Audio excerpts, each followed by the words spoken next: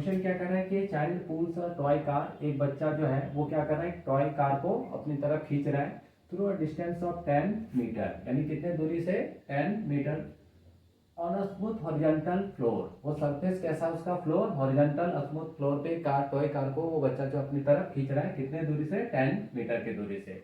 The string head in child's hand makes an angle of 60 degree with the horizontal surface। मान लीजिए दोस्तों ये एक हॉरिजॉन्टल हमारा फ्लोर है, ठीक है, और इस हॉरिजॉन्टल फ्लोर में एक टॉय कार है। ये हमारा क्या हो गया, टॉय कार,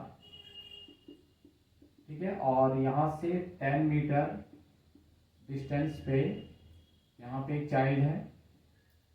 ये चाइल्ड इस टॉय को क्या कर रहा है, अपनी तरफ खींच रहा है। तो उसका जो स्ट्रिंग है ना, जो स्ट्रिंग इससे बांधा है ये बच्चा चाइल्ड, वो स्ट्रिंग फ्लोर के साथ कितना एंगल फॉर्म कर रहा है, 60 डिग्री का, ठीक है।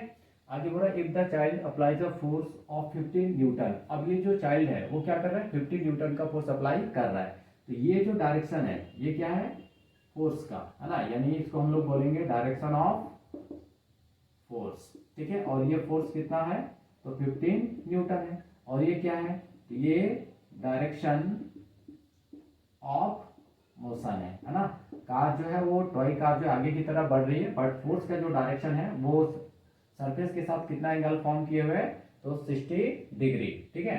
आगे पूरा calculate work done by the child in pulling the toy car. तो ये जो बच्चा कितना वर्क कर रहा है वो वर्क यहाँ पे क्या करना है, कैलकुलेट करना है, ठीक है। तो दोस्तों हम लोगों ने वर्क का एक जनरल फार्मूला पढ़ा था, W equal to F D cos theta, है ना, W equal to F D cos theta. अब देखिए यहाँ पे फोर्स कितना गिवन है, तो 15 न्यूटन का फोर्स अप्लाई कर रहे हैं। डिस्प्लेसमेंट कितना है, तो 10 मीटर, है ना, एंड कॉस थीटा। अब देखिए एंगल कितना है, यही हमारा क्या है, थीटा। तो थीटा इक्वल टू कितना है, 60 डिग्री। क्लियर है। तो देखिए cos 60 डिग्री का वैल्यू कितना होता है दोस्तों, तो 1/2, है ना। cos 60 का वैल्यू कितना होता है, 1/2। तो पुट कर देंगे, यानी 15 इंटू 10 इंटू 1/2, तो 5 टाइम्स में ये कैंसिल हो जाएगा, है ना। तो 15 इंटू 5, यानी 15 का टेबल 5 टाइम्स पढ़ना है, तो कितना आ जाएगा आपका 75। और वर्क है तो यूनिट क्या हो जाएगा, जूल। ये आपका क्या निकल के आया, वर्क डन। क्लियर है दोस्तों। तो मिलते हैं अगले वीडियो में, तब तक के लिए आप सबको थैंक यू।